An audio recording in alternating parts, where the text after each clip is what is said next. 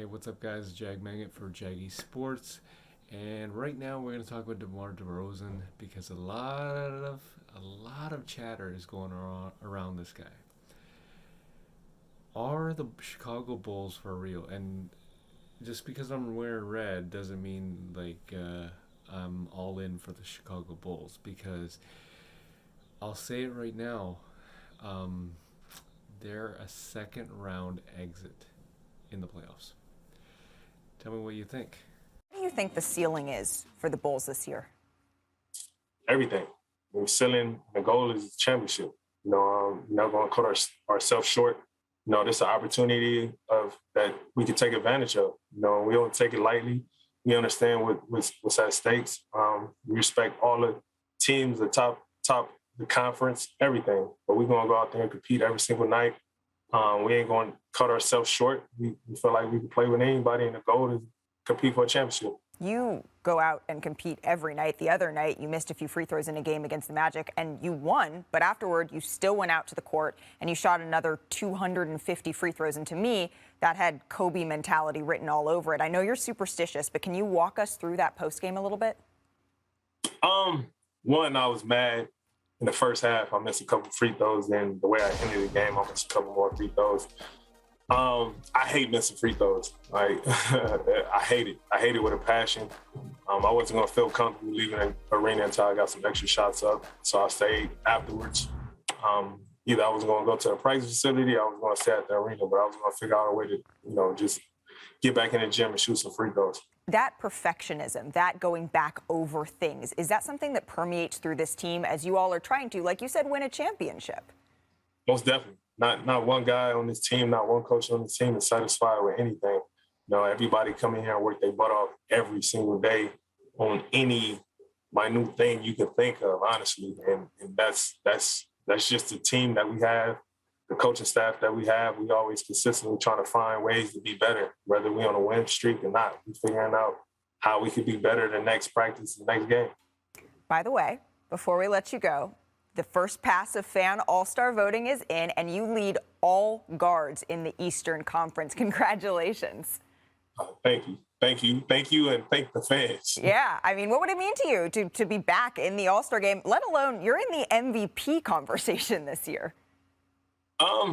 Being in the all-star game is definitely always an honor, especially when the fans vote you in. It's a beyond humbling. It's an honor that the fans want to see you in there. I'll be ecstatic, man. I can't even put in words. Just being mentioned in MVP conversation, it's all crazy. I try to take it in day by day. Share this moment with my teammates. It's crazy. Without them, I wouldn't even be in this position that I'm in. So I got to give all the credit to my teammates. They push me every single day to even get to this point. Well, you all have certainly been fun to watch this year, and we will be on the lookout because when you guys are down and the ball is in your hands, I don't think anybody is taking you lightly, at least not anymore, DeMar. Thank you so much for joining us today.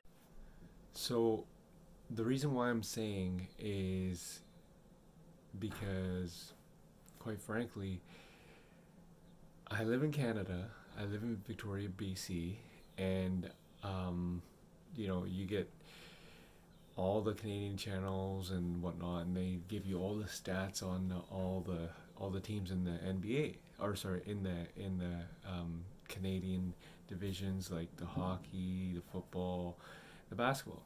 So I'm a big basketball guy, and for years I've watched DeMar DeRozan in the playoffs and in the regular season. And regular season, he's phenomenal. He's 100% phenomenal. But in the playoffs, he always shrinks. So, I'm not saying I don't want to see this guy succeed. I'm just saying that, in the playoffs, he tends to not produce as much as he does in the regular season. That's not me. That's the numbers. That's the numbers that are talking here, because I am talking about regular season versus the playoffs. Every single time it was the playoffs, he would shrink, and it's not just because he was playing LeBron like 40 times. it was because other teams, he played other teams as well. There's this one playoff season that he performed really well, but he didn't come in clutch.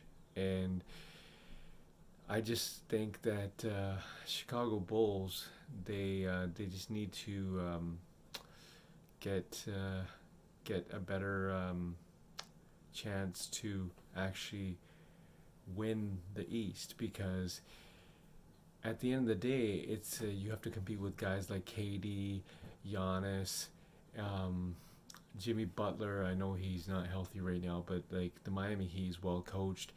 So when you put all that together, and you're talking about the playoffs are a different format. You have to think to yourself that DeMar DeRozan, if history repeats itself, it could be a second round, if not first round exit for the Chicago Bulls. I don't think it's going to be a first round. It could be a second round exit for the Chicago Bulls, and it's a pressure thing that DeMar DeRozan doesn't do well under pressure in the playoffs. And I'm not being a hater. I'm just being real. At the end of the day, I would love for him to succeed. I would love for him to prove me wrong. You know what I mean? Like, prove me wrong. Beat KD, beat Giannis in the playoffs. 100%. I'd love to see that.